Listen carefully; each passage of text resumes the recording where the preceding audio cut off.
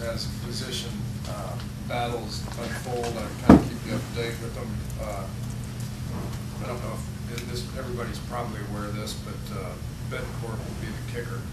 You know, which that we really did kind of have a competition, and it was pretty clear cut. He's really kicking the ball pretty. He's kicking the ball well.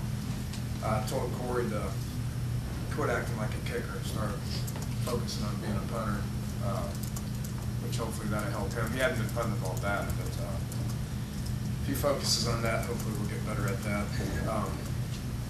The first group, I think, I don't want to jinx him at all, but hadn't had one blocked in well over a week. It's all good news. And he's been somewhere around 90%, so he's kicking the ball well. Punt team wise, we're getting better. We still got a long ways to go. Obviously, we don't want to punt very much, but when we do, we got to be able to get out there and Coach Dunlap's doing a good job of really honing in on what we're doing. And, you know, kept a lot of the same schemes as what y'all have seen, but tightened it up a little bit, and we should be in good shape there. That's the highlight of my day. We you know, we got it in a bunch of situations today. You know, as a normal practice, you know, they were kind of dragging a little bit, which is you know, which is normal. If that doesn't happen everywhere across the country, then somebody's lying to you. You know, you just gotta.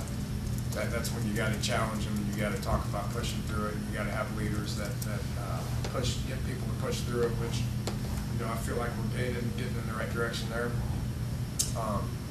You know, and then towards the end of practice, the energy picked up, and we got ourselves in some situations where we looked good in a few and we looked bad in a few. So overall, it's been a good couple of days. I got questions. Yeah, injury update. It's always the first question. Yeah. It's original. You know, it's been the same. I can try to think. You know, Vassar's still out day to day with the concussion. Julian Miller's still out day to day with the concussion, or with the ankle deal. We got you know, we got Darwin Cook back. He looks good. You know, he's a starter. That's been, you know, we've been missing that, and he brought some pop today. So it's good to have him back. Other than that, it's kind of the same guys, little nagging stuff that are day to day. Nothing new, other than, you know, Vassar's still day to day.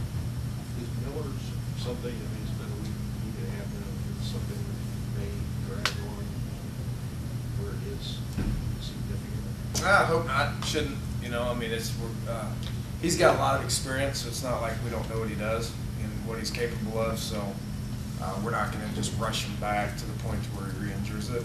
You know, you know, you never know.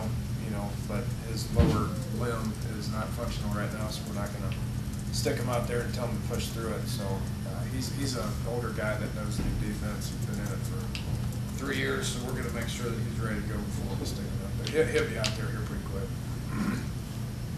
Starks doing anything, or He's getting good at riding a bike. hasn't fallen up in a week, huh? Yeah, he does a lot of that. So he'll continue to get good at being on a bike. I don't know, maybe he's going to be a Tour de France guy or something. You'll have to go fastest while he's on there? I coach them when they're out there. If they're not out there, I don't coach them. You know, so.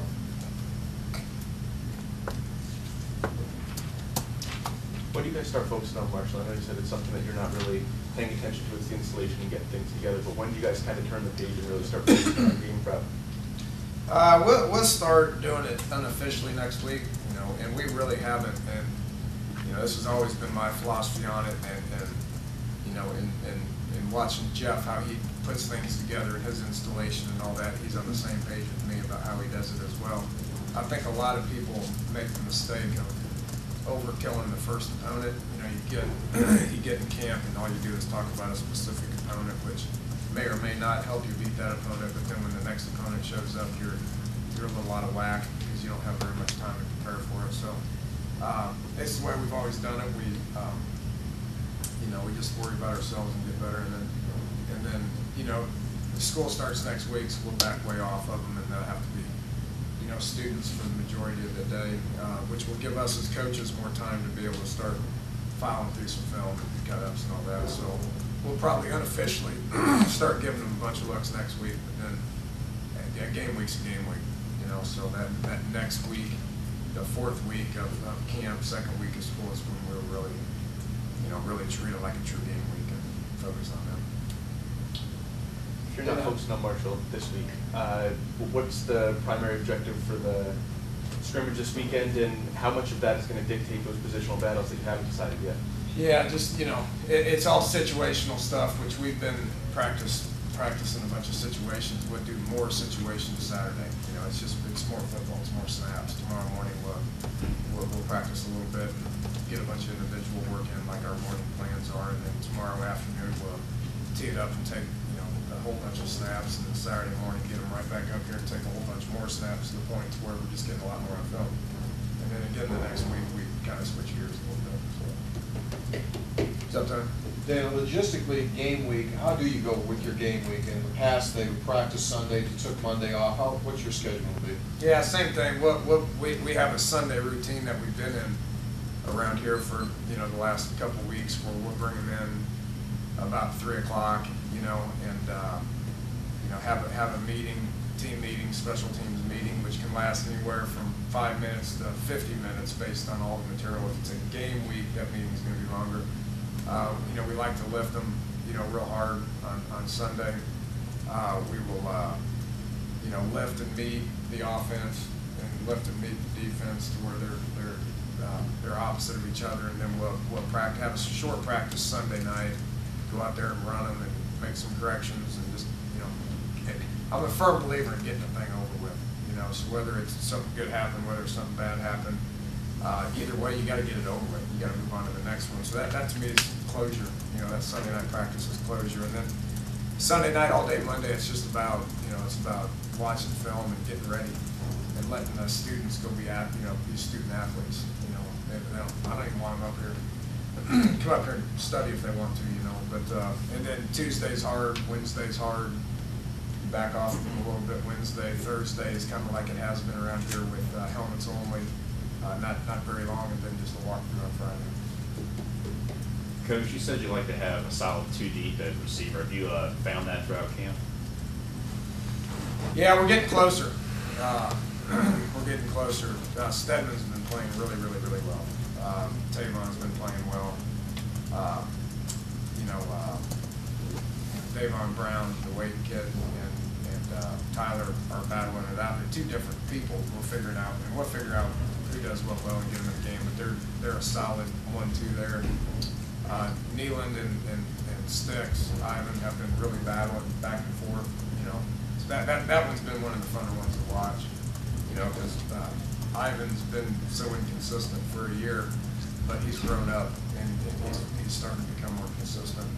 I didn't say he's a player yet, but he's becoming more consistent, and I've been pleased with what I've seen with him. So, you know, the other side, we're looking for a solid number 2 at the other side, which there's a couple of battles going on over there. You mentioned Brown there. We got a chance to talk to him today. Can you talk about his game a little bit? And obviously he does provide you a much different option than a guy like Tyler does. Yeah, he's more along the, you know, Tavon. You know, a couple people mentioned he's kind of like Jock was last year, which, you know, all that's, you know, he's got game experience. He's got a great attitude. You know, you talk about a kid that's happy to be here and happy, you know, playing in this type of offense and is making the most of it. Coached a bunch of seniors that their last go around, you get a lot out of them, you know. And had a guy last year that took at Oklahoma State, Bo Bowling, who ended up like the 3rd leading receiver, but he had to sit out his senior year, and then he came back for his 5th year and made the most of it. So guys that are coming back, especially 5th-year seniors that have one extra shot at doing it, you get a lot out of it. He's making the most of his opportunity. You said Friday and Saturday, a lot of plays, a lot of things on film. Is there going to be an inordinate, will that, what they do on Friday and Saturday, have a lot of bearing on whether or not they play, how much they play, where they are on the depth chart? Yeah, it could. You know, I mean, it could. You know, there's some guys that are starting to separate themselves. The more you play, the more, you know, the more they separate themselves. You know, and it could, you know, but you know, guys have bad days. You know, Ryan Clark's really coming on too. Talk about a guy who had a few bad days early. It's like the lights came on with him too. He's really loving his role and playing hard. That stuff just happens. You don't know at what point in camp it happens. It may happen next week. It may happen Friday, Saturday. We talked about it a little bit a couple days ago. You'd like for it to happen right now, and you know who your 2 deep is, and you know exactly how many reps one is going to get and two's going to get. But the more you practice, the more that changes. What is Ryan Clark's role? He's a football player. Get in there and play. Right? You want to know if he's getting the ball or not? Yeah. He ain't getting the ball. You got other guys that have the ball. He's good, you know. I mean, he's carried the ball around here a lot, but you know, in the offense that we got right now, we'd rather have guys that are space players. You know, so that's just what his role is right now. If that changes, then it changes. Right now, he's get in there and do everything you can to help the team from a blocking standpoint, and he's done well. He's done well. Are you prone to have a 4th-and-1 goal line kind of guy who might carry the ball? Yeah, it'd be somewhere between Andrew Bowie, Dustin Garrison, Bernard Roberts, and Trey Johnson. Dana, when Oliver announced the switch back in December, he mentioned the offense before wasn't very exciting, and he wanted something the fans could identify with and fill out the stadium, things like that. How important is it for your offense to be exciting? Because I mean, that's all anybody's really talked about. That kind of reputation arrived, and that's been the buzz ever since. How important is that for you? Well, I'd say pretty important. Pretty easy question. It's more important to win the game. You know, I mean that's what matters. When it comes right down to it, that's what matters. If we're winning games, then chances are we're doing what we're supposed to be doing on offense. You know, we want to be able to carry our weight. You know, we had the team meeting I had out there on the field before I came in. I talked about specific things that matter, and you know, you guys can get all caught up in it being real important for us to lead the nation in offense, or lead the nation in passing, or lead the nation in points, or whatever it is. But we don't talk about that. I mean, I hadn't in 3 years.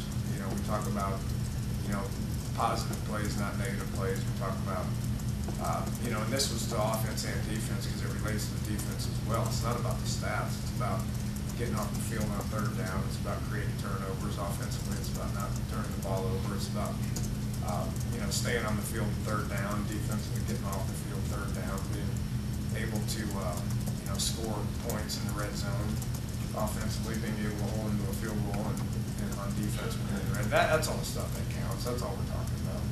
So if it's not as exciting as people might have wished, and we win, and we're happy with what we do situationally, then I guess people are going to have to get over it. Do you think the guys grasp that whole, if you do what you're supposed to do, then you are going to get it in the end zone? It's not just, you come about 40 points, 35 points just by doing a couple things in a row, not just hanging up 500 yards. Yeah, do they get it right now? Is that the question? Yeah, I think so. I don't know, and I'm not going to know until you play a game. You know, I mean, you try to simulate a game and put them in all these situations, but you don't know if they actually get it and how good they are until you tee it up. You can have an idea, but you never really know.